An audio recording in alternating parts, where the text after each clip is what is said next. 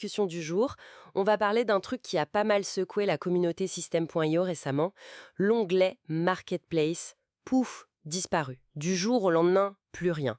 Pas un mot, pas un email. Assez brutal, non? Ah oui, complètement. Ça créait pas mal de confusion, forcément. Et donc aujourd'hui, on va essayer de décrypter ça. On se base sur quoi? L'annonce qu'ils ont faite sur Facebook, et puis aussi tous les retours des utilisateurs, les commentaires, les analyses qu'on a pu voir passer. D'accord. L'idée, c'est de comprendre pourquoi ils ont fait ça, quel impact ça a vraiment pour les vendeurs, les affiliés, et surtout comment on peut rebondir. Alors commençons par le début. Qu'est-ce qu'ils ont dit, System.io, pour expliquer cette fermeture? Alors, sur leur page Facebook, ils ont avancé plusieurs points. D'abord que les ventes sur cette marketplace, ça stagnait un peu.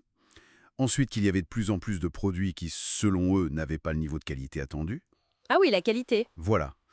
Et enfin que gérer tout ça, la maintenance, les vérifications, eh bien ça prenait beaucoup trop de temps et de ressources. Des ressources qu'ils préféraient mettre ailleurs.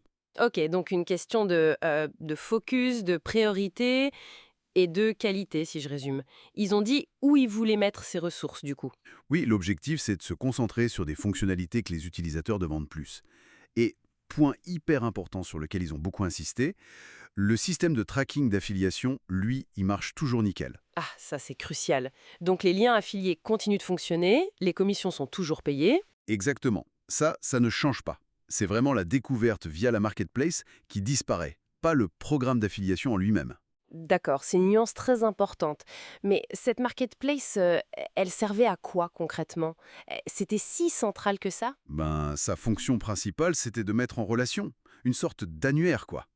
Les vendeurs mettaient leurs offres pour trouver des affiliés, et les affiliés cherchaient des produits à promouvoir. C'était un point de rencontre, facile, on va dire. Facile, oui, mais on entendait aussi parler de problèmes, non? Genre des chiffres un peu gonflés, des offres qui revenaient tout le temps en haut de liste, même des arnaques parfois. Est-ce que finalement, cette fermeture, au-delà du choc de la communication, elle était si surprenante que ça pour ceux qui utilisaient la plateforme régulièrement? C'est une très bonne question. En fait, oui, ces problèmes de qualité, c'était un peu connu, hein. Pas mal d'utilisateurs s'en plaignaient déjà. On peut imaginer que ça a joué dans la stagnation des ventes qu'ils évoquent. Si la confiance baisse à cause d'offres un peu bidons, forcément les gens sérieux s'en vont. Donc la vraie surprise, c'est surtout le côté soudain, le manque total d'annonces avant. Et les réactions alors? Ça a donné quoi dans la communauté Z? Très vive. Particulièrement côté francophone, justement à cause de ce silence radio avant la fermeture. Beaucoup l'ont mal pris, un peu comme un manque de respect. Et ailleurs? Côté anglophone, ça semblait un peu plus, comment dire, compréhensif peut-être, vis-à-vis des arguments techniques et stratégiques. Moins d'émotionnel, on va dire. D'accord. Ce qui manque le plus aux gens maintenant, c'est cette facilité pour voir vite fait le taux de commission d'une offre ou si elle se vendait bien récemment. Oui, c'est cet aspect pratique de veille rapide qui a disparu. Mais il faut vraiment redire que la panique initiale de certains qui croyaient que tout le programme d'affiliation sautait, c'était une mauvaise interprétation. System.io a dû clarifier plusieurs fois. Non, non, seul l'annuaire, la fonction découverte est supprimée. Le suivi des liens, les paiements, tout ça, ça continue. Bon, ok. Passé le choc, il faut bien trouver des solutions. Quelles sont les pistes pour les vendeurs et les affiliés maintenant? Faut faire quoi? Bah oui, râler, ça sert pas à grand-chose, hein, il faut s'adapter. Alors, plusieurs idées circulent. La première, c'est de créer sa propre vitrine. C'est-à-dire? Une page sur ton propre site ou dans ton tunnel System.io, où tu listes tes produits ouverts à l'affiliation, avec un petit formulaire pour que les affiliés intéressés demandent leur lien. Et si possible, automatiser l'envoi de ce lien une fois que tu as validé. D'accord. Ça demande un peu de boulot au début, mais ça permet de garder la main. Il y a d'autres options. Oui, explorer d'autres marketplaces. On parle pas mal de 1TPE par exemple, qui est connu pour bien gérer les paiements, c'est sécurisant. Digistore 24 revient souvent aussi. Bifreelance est mentionné parfois. Et puis, il y a le retour à l'ancienne méthode. Le contact direct. Exactement.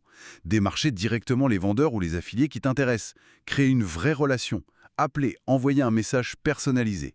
Et même transformer ses propres clients contents en ambassadeurs. C'est plus long, c'est sûr, mais souvent plus qualitatif. Et si finalement ce changement un peu forcé, ça pouvait avoir du bon sur le long terme? C'est une idée intéressante, oui. En forçant des contacts plus directs, plus réfléchis, peut-être que ça va améliorer la qualité générale des partenariats. Moins de quantité peut-être, mais des relations plus solides, basées sur la confiance, plutôt que sur des chiffres parfois douteux affichés sur une marketplace. Et pendant ce temps, comme ils le disent, System.io peut bosser sur d'autres trucs utiles, comme améliorer la partie blog par exemple. Donc, pour résumer, la marketplace System.io, c'est fini. Raison officielle, quasi-té, stagnation, stratégie. Mais le programme d'affiliation et le suivi technique sont toujours là. Le défi maintenant, c'est de trouver de nouvelles façons de connecter vendeurs et affiliés. Vitrine perso, autre plateforme ou contact direct. Voilà. Le message, c'est que ce genre de perturbation, même si c'est pas confortable sur le moment, ça oblige à être créatif et ça peut mener à des pratiques plus saines, finalement. Et ça nous amène à une dernière question peut-être un peu plus large. Est-ce que cet épisode ne montre pas un peu la fragilité des modèles qui dépendent énormément d'une seule plateforme centrale pour se faire connaître et trouver des partenaires? Ça fait réfléchir, non?